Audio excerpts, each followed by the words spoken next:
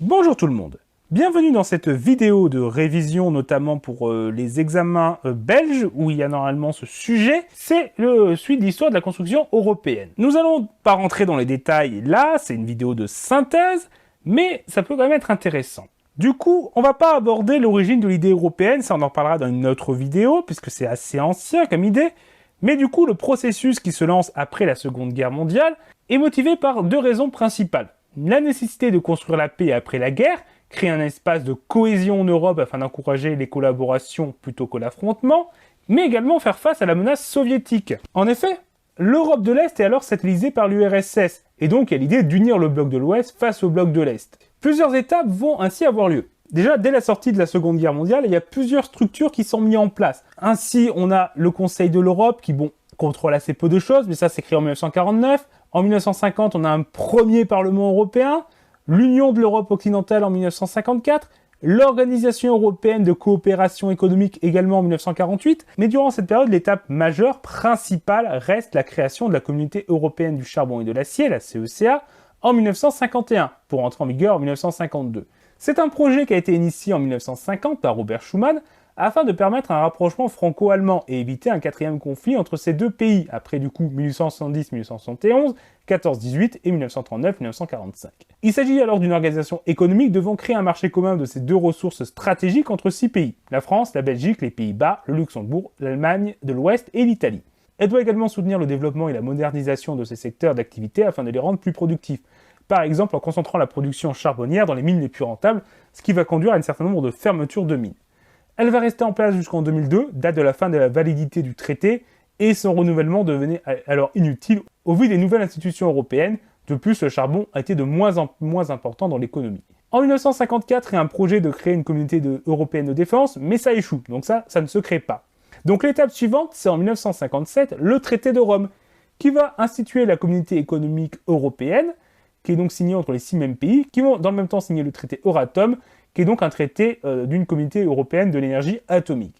La négociation avait débuté en 1954. Au début, les Britanniques y prenaient part, mais ils vont s'en retirer finalement. Cela crée un marché commun avec une libre circulation des marchandises, suppression des droits de douane entre les pays signataires, et les travailleurs de ces États ont le libre choix de leur emploi sur l'ensemble du territoire de la CECE, donc la Communauté Européenne Économique, sans distinction de nationalité, et de plus, il y a une reconnaissance de l'équivalence des diplômes.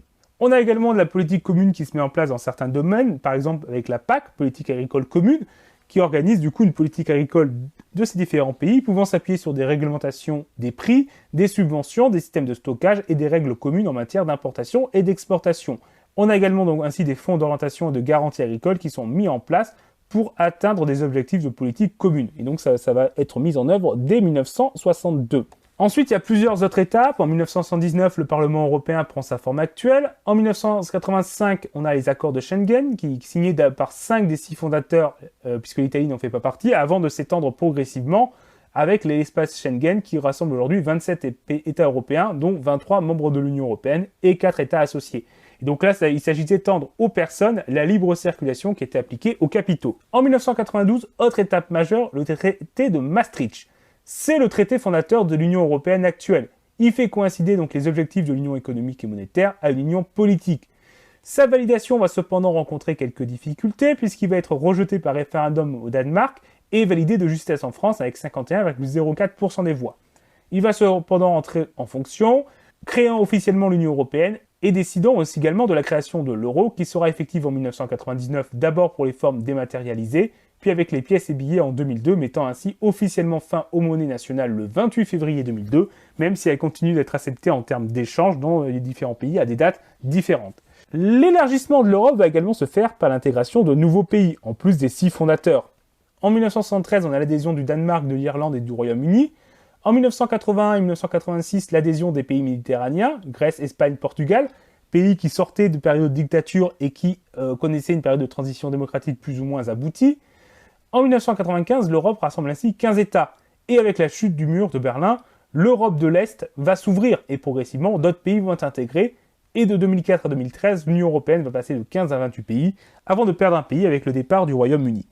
En effet, l'Union européenne fait également l'objet de plusieurs critiques. On l'accuse de ne pas être démocratique, notamment avec le non-respect des référendums, notamment celui de 1992 au Danemark, mais également la Constitution européenne de 2005, rejetée aux Pays-Bas et en France, mais pourtant entrée en vigueur de manière détournée. Elle impose également des politiques austéritaires et ultralibérales, notamment le cas grec, ce qui a provoqué bien des difficultés dans ce pays. On l'accuse également d'être trop bureaucratique et de coûter cher, même si c'est le cas pour les pays les plus riches, puis qui par solidarité aident les pays les moins riches de l'Union. Donc voilà, c'est terminé pour cette vidéo, j'espère qu'elle vous a intéressé et que vous avez appris des choses. Si c'est le cas, n'hésitez pas à l'aimer et à la partager et à vous abonner pour ne pas rater nos prochaines vidéos. Au revoir tout le monde!